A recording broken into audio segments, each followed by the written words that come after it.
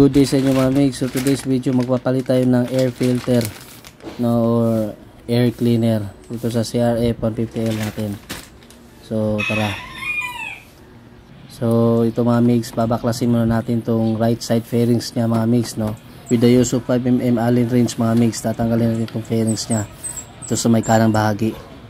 Yan. So dito nakalocate sa right side yung air filter box nya mga mix, no. Linis-linisan natin konti. Ang pangit pa lang ng CRF pag walang fairings. So dito po yung air filter box nya mga mix, no. Tatanggalin natin yung takip gamit yung star screw na Phillips. Yan.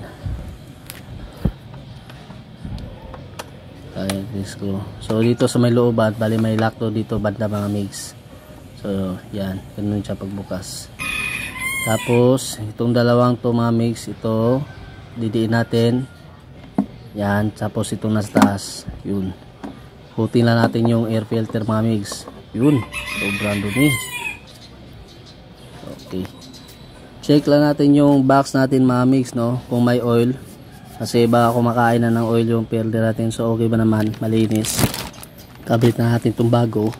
So according to Honda's preventive maintenance schedule, every 16,000 odo mga mix, no, kailangan natin palitan.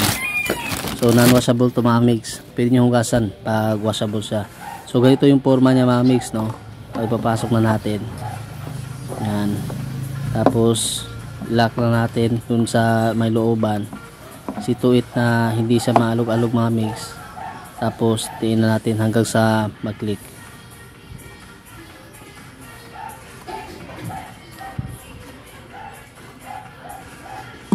Yun. So check lang natin yung tightness niya mga mix. Yan. Okay, goods na goods. So pwede natin balik yung takip. So sa pagbabalik mga mix ng takip, unahin nyo lang tong lock nya, ipakagat nyo siya sa may looban. Tapos pwede nyo na siyang isira mga mix, no, para mas madali. Yan. Yun. So balik natin yung screws. Kung napansin nyo kanina sa unahan ng video mga mix, no, bago tayo magsimula, may fuel filter doon para dito sa CRF. So ilalagay din natin yun.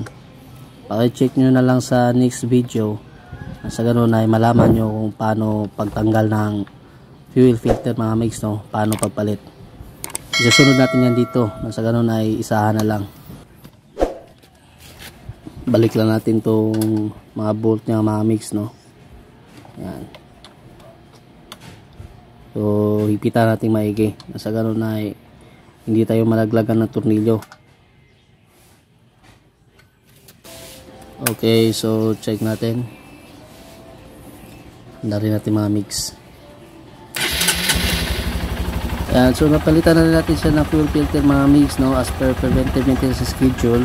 Kahit maganda naman yung tunog niya, so at least na napalitan na natin siya mga mix, no. So ito yung odo niya, mag 20,000 na pala siya. So mas mabuti na talaga na napalitan natin siya mga mix. So sa sunod na video mga mix, check nyo yung fuel filter. Okay, ciao. Thanks for watching. Like, Comments share, and subscribe.